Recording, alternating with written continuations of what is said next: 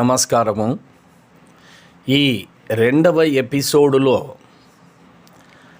ఆ తల్లి వీరి మీద ఉన్న ప్రేమను తొలగించుకొని పరలోకాలకు వెళ్ళిపోవాలి అనుకుంటే ఆమె కోరినట్టుగా ఆ భర్త ఆ పిల్లలు మసులుకోవాలి, మారినట్టు ఆమె నమ్మాలి.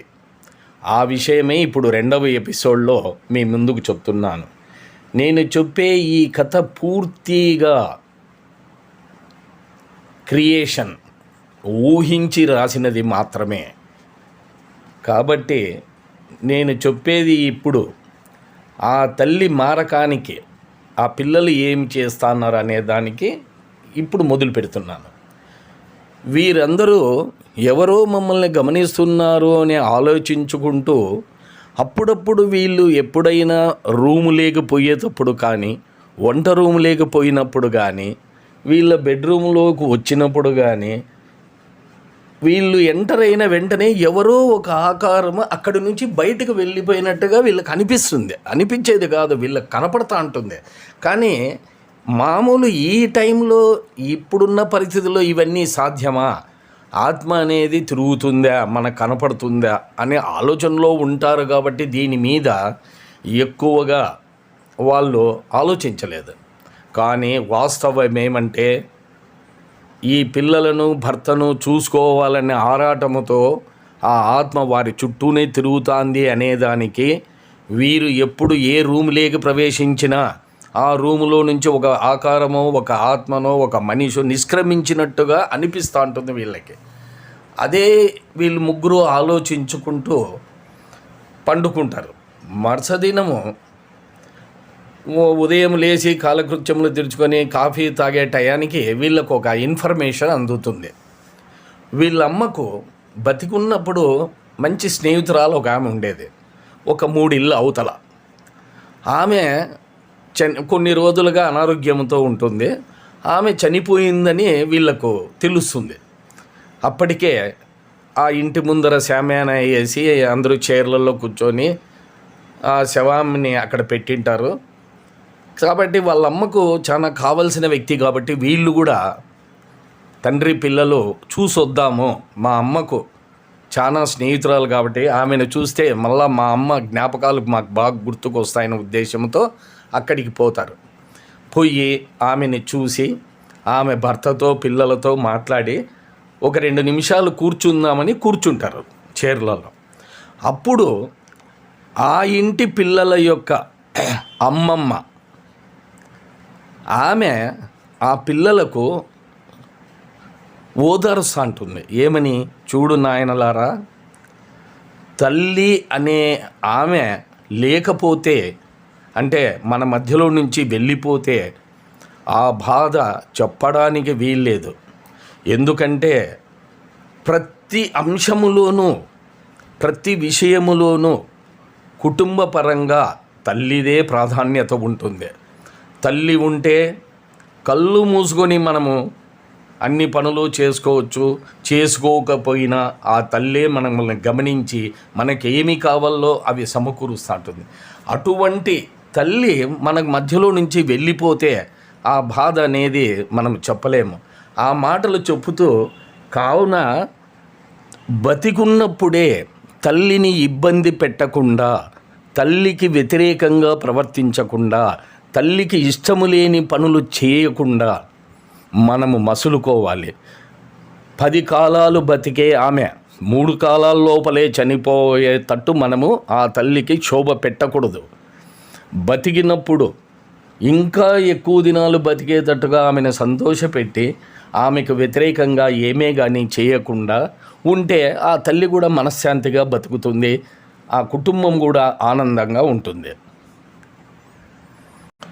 అక్కడ ఆ విధంగా తన మనవులకు ఆ అమ్మమ్మ తల్లి గురించి బ్రతికినప్పుడు ఉన్న విషయాలు చెప్పుతున్న వాటిని పక్కనే కూర్చున్న తండ్రి పిల్లలు నిశితంగా గమనిస్తారు. అరే, మా అమ్మ కూడా బతికినప్పుడు మేము ఎంతో శోభ పెట్టినాము, ఆమెకు ఇష్టం లేని పనులు ఎన్నో చేసినాము, తాగవద్దని, ఆ అలవాటును మానుకొమ్మని, దాని వలన ఎన్నో కష్ట నష్టాలు ఎదురవుతాయని ఎంత చెప్పినా కూడా అప్పుడు అంటే తల్లి బతికున్నప్పుడు మేము వినిపించుకోక ఇప్పుడు ఈ పరిస్థితి తెచ్చుకున్నాము. ఇప్పుడేగిన మా తల్లి ఉన్నింటే మాకు అన్ని విషయాలలోనూ ఎంతో తోడు నీడగా ఉండేది. కావున ఇప్పటికైనా మనము ఆ తల్లి చనిపోయిన తర్వాత అయినా ఆమె ఆత్మకు శాంతి చేకూరేయాలంటే మనము తల్లికి అప్పుడు ఏ విధంగా ఉండాలా అని మనం ఏ విధంగా ఉండాలా అని అనుకుందో ఆ విధంగా మనం మారితే ఆ తల్లి ఆత్మ శాంతిస్తుంది అనే అభిప్రాయాన్ని ముగ్గురు మనసులో పెట్టుకొని అక్కడ ఉన్న వాళ్ళకి చెప్పేసి ఇంటికి వస్తారు. ఇంటికి వచ్చేసి రాత్రికి వాళ్ళ పనులన్నీ అయినాక భోంచేసి పండుకుంటారు. తెల్లవారగానే ఇంకా లేయకముందే వాకిలి కొట్టినట్టు ఎవరో డోర్ కొట్టినట్టు చప్పుడు వినపడుతుంది. ఇంత ప్రొద్దున్నే ఎవరబ్బా అని ఆ తండ్రి లేచిపోయి డోర్ తీస్తాడు. ఎదురుగా వాళ్ళ మామయ్య అంటే ఈ పిల్లల తాతయ్య అంటే ఈ పిల్లల తల్లి యొక్క తండ్రి. అతను ఇన్ని రోజులైంది అల్లుడు పిల్లలు ఎలాగున్నారో చూసిపోవాలనే ఉద్దేశముతో అతను రాత్రి బయలుదేరి ప్రొద్దున్నే ఈ ఊరికి చేరుకొని ఇంటికి వచ్చింటాడు. అప్పుడు మామయ్యను చూసిన ఆ అల్లుడు, మామయ్య ఇంత ప్రొద్దున్నే ఇదేమిటి చెప్పకుండా వచ్చినారు అని చెప్తూ అతన్ని లోపలికి తీసుకొని పోతాడు. పోయినాక అతనికి ముఖం కడుక్కొని కాఫీ తెచ్చిస్తాడు. తాగి అప్పట్లో మనముళ్ళు కూడా లేచి తాతయ్య వచ్చినాడనే ఆనందంతో అందరూ టీ తాక్కుంటూ కొన్ని విషయాలు మాట్లాడుకుంటుంటారు. అప్పుడు చెప్తారు పిల్లలు, అల్లుడు, మామయ్య మాకెందుకో ఈ మధ్య మమ్మల్ని ఎవరో గమనిస్తున్నట్టుగా, మేము ఎక్కడికి పోయినా మమ్మల్ని వెనకల ఎవరో ఫాలో అవుతున్నట్టుగా మాకు అనిపిస్తుంది. బహుశా మీ బిడ్డనే కావచ్చు, మమ్మల్ని వదిలిపోలేక ఆ ఆత్మ మా చుట్టే తిరుగుతుంది అని అనిపిస్తూ ఉంది. ఎప్పుడూ చెట్ల కిందనో అక్కడో ఇక్కడో ఒక ఆకారం నిలబడినట్లుగా మాకు అనిపిస్తుంది మామయ్య. మాకు చాలా బాధ అవుతుంది. ఆమె దూరం అవ్వడం మేము జీర్ణించుకోలేకపోతున్నాము. పిల్లలు నేను ఆమె ఉన్నప్పుడు ఏమాత్రము చీకు చింత లేకుండా బతికినాము. కానీ ఆమె లేని లోటు ఇప్పుడు మాకు కనపడుతుంది. ఆమె మా కోసము చెప్పిన మంచి మాటలను మేము పెడచెవిన పెట్టిన దానికే ఈ దినము మాకు ఈ కష్టం వచ్చింది. ఆమెను దూరం చేసుకున్నాము, ఆమెకు దూరంగా అయిపోయినాము అని చాలా బాధపడుతూ పిల్లలు అల్లుడు చెప్పిన దానిని విని ముసలాయన, నాయన ఇది నిజమే, కొంతమంది తన కుటుంబం మీద ఎంతో ఆశను పెంచుకుంటారు. ఆ విధంగా జరగకుండా భగవంతుడు వ్యతిరేకంగా ఎప్పుడైతే జరుపుతాడో అప్పుడు ఆ హృదయం తట్టుకోలేదు. అందుకనే వాళ్ళని విడిచిలేక ఉండలేక ఆత్మగా వాళ్ళ చుట్టూనే తిరుగుతూ వాళ్ళ బాగోగులు చూసుకోవాలని అనుకుంటుంది. కానీ ఆమె కోరినట్టుగా మీరు ఏ విధంగానైతే ఉంటారో అప్పుడే ఆ ఆత్మకు శాంతి. ఆమె వెళ్ళిపోవడానికి, మీ నుంచి దూరం అవ్వడానికి కూడా ఉపయోగపడుతుంది. ఎందుకు అంటే నేను లేకపోయినా నా భార్య పిల్లలు హాయిగా ఉన్నారు, చెడలవాట్లకు దూరంగా ఉన్నారు. ఆ సంతోషమే ఆమెని పరలోకాలకి వెళ్ళేదానికి దారి చూపిస్తుంది అనేది వారి నమ్మకము. ఈ విధంగా ప్రవర్తించండి అని మరలా అన్ని పనులు అయినాక నైట్ భోంచేసి పండుకుంటాడు ఆ ముసలాయన. అంతా గాఢ నిద్రలో ఉంటారు. అర్ధరాత్రి దాటినట్టుగా అనిపిస్తుంది. ఉన్నట్టుండి బయట చల్లగాలి కిటికీలో నుంచి వీస్తూ, అది ఎందుకో వాతావరణము కొంచెము భయంకరంగా అనిపిస్తున్నట్టుగా ఉంటుంది. ముసలాయన అటూ ఇటూ కదులుతూ నిద్రలేని రాత్రిగా గడుపుతుంటాడు. ఆ టైంలో తన తలకు వెనకల, తన తలకు దగ్గరగా ఏదో చిన్నగా మూలుగు ఏడుపులా వినిపిస్తుంది. ఒక్కసారిగా ముసలాయన ఒళ్ళు జలధరిస్తుంది. ఇదేమిది ఈ టైంలో ఎవరో ఏడుస్తున్నట్టు ఎవరో మూలుగుతున్నట్టు అనిపిస్తోందని కొంచెము తలను తిప్పి వెనక్కి చూస్తాడు. వెనకల కనపడే విధంగా ఒక ఆకారము కూర్చొని ఉంటుంది. అంతే, ఉలిక్కిపడి లేచి కూర్చుంటాడు ముసలాయన. నిశితంగా గమనిస్తాడు. బిడ్డ ఆకారం కనిపిస్తుంది. వెంటనే లేచి ఆమె ఇంకొక రూమ్లోకి వెళ్ళిపోయినట్టుగా అనిపిస్తుంది ముసలాయనకు. అది చూసిన ఈయన భయపడుతూనే ఒళ్ళు జలధరించి ఏదో ఒకటి చెయ్యాలి అనే ఉద్దేశముతో ఆ ఆత్మను వెతుకుతూ ఆ రూమ్లోకి వెళ్తాడు. వాకిలి తీసి లోపలికి వెళ్ళగా రూములో నిర్మానుషంగా ఉంటుంది, భయంకరమైన నిశ్శబ్దం ఉంటుంది.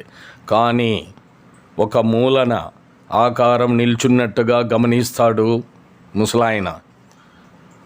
బాధపడతాడు. ఒక్కసారిగా ఏడుపు అందుకుంటాడు. తల్లి నువ్వేనా?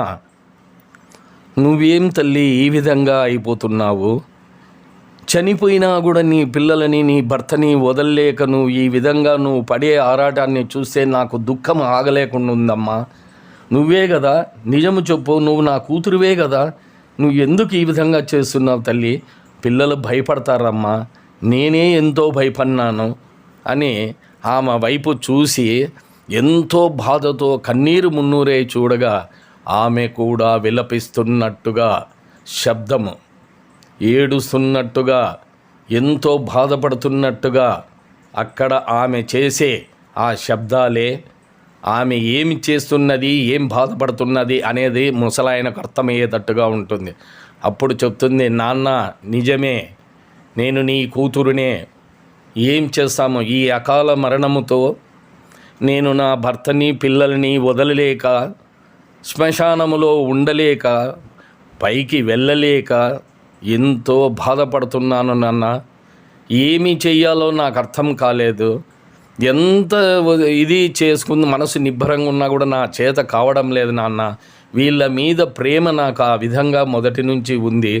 కానీ వీళ్ళు చేసిన పనులకే నేను ఈ అకాల మరణం పొందినాను తండ్రి. అందుకనే నేను ఏం చేయాలో నాకు దిక్కు తెలియక నీ వచ్చినావంటే నీకన్నా చెప్పుకుందామనే ఉద్దేశంతో నేను నీకు కనిపిస్తూ మాట్లాడుతున్నాను నాన్న అనగానే ఆ ముసలాయన విపరీతంగా ఏడుస్తాడు, ఎంతో బాధపడతాడు. సరే తల్లి, దీనికి ఏదో ఒక మార్గం చూడాలమ్మా. ఏమి చేస్తే నీవు నీ ఆత్మను వదిలించుకొని పైకి వెళ్ళిపోతావు చెప్పు తల్లి అంటే, ఏనాడైతే నా భర్త పిల్లలు నా అవసరం లేకుండా, ఎటువంటి కష్టపడకుండా, ఎటువంటి ఆలోచన లేకుండా, ఏ అలవాట్లు లేకుండా హాయిగా పెళ్ళిళ్ళు చేసుకొని పిల్లలు సంతోషంగా ఉంటారో అప్పుడే నేను వీళ్ళ నుంచి దూరంగా వెళ్ళగలను. వీలైతే ఈ విషయమంతా నేను చెప్పినట్టు కాకుండా మీరు పిల్లలకు, నా భర్తకు తెలియజేస్తే వాళ్ళు మారేదానికి అవకాశం ఉంటుంది. నాకు తెలిసి ఇప్పటికే వాళ్ళలో చాలా మార్పు కనిపిస్తుంది నాయన. ఏదో విధంగా వాళ్ళకి నచ్చచెప్పి నన్ను విముక్తురాలిని చెయ్యాలంటే వాళ్ళు ఏ విధంగా మసలుకోవాలా అనేది నీవు వారికి చెప్పు నాన్న అని చెప్పుతూ ఆమె చిన్నగా అదృశ్యమైపోతుంది. తెల్లవారుతా ఉంటుంది. ఇంకా అక్కడే కూర్చొని పోయింటాడు ముసలాయన. చివరికి లేచి వచ్చి అల్లుడు పిల్లలు చూస్తే మళ్ళా భయపడతారని వచ్చి మళ్ళా యథాతథంగా పండుకుంటాడు ముసలాయన. తెల్లవారుతుంది. ఇది ఇంతవరకు. ఉదయం తెల్లవారగానే రాత్రి జరిగిన విషయాలతో కలత చెందిన ముసలాయనకు తొందరగా నిద్ర లేవలేదు. కానీ అల్లుడు మనవళ్ళు ముందుగానే లేచింటారు.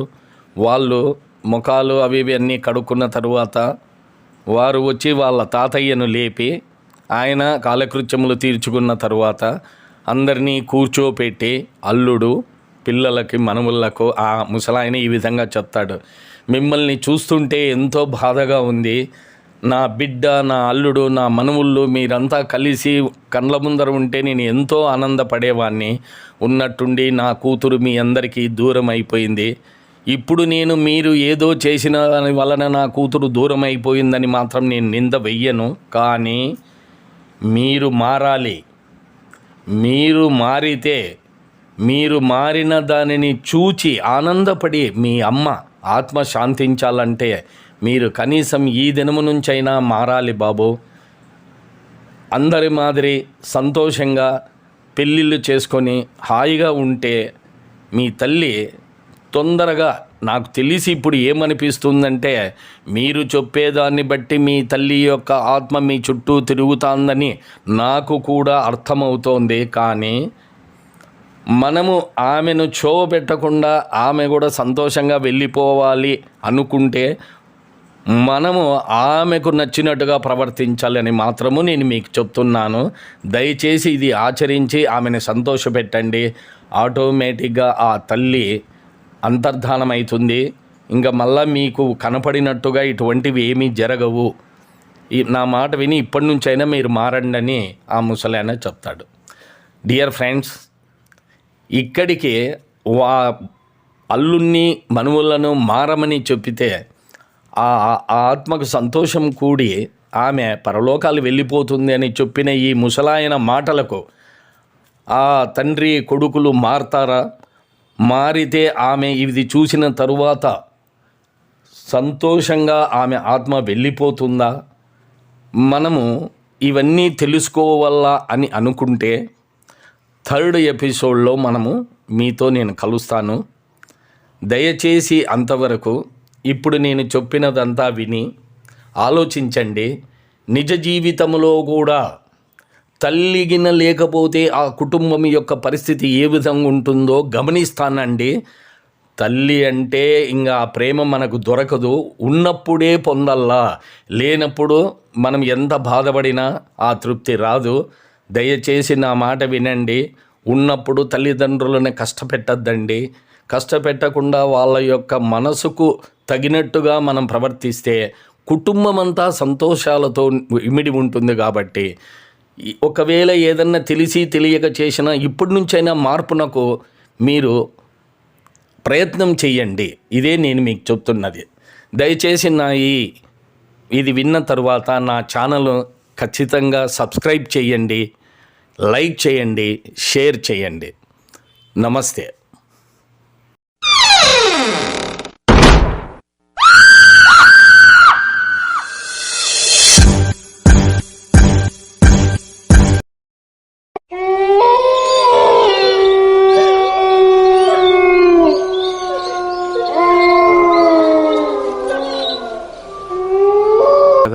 Mother's Love After Death web series episode 2.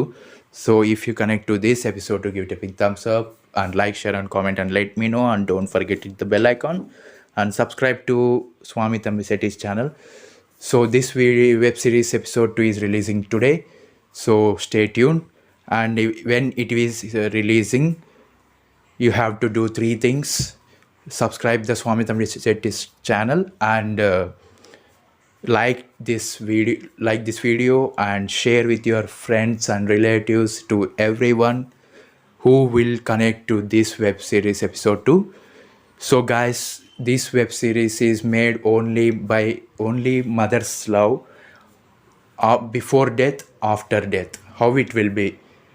So mother love is very important. Mother is very important because mother is not there, our life is also not there.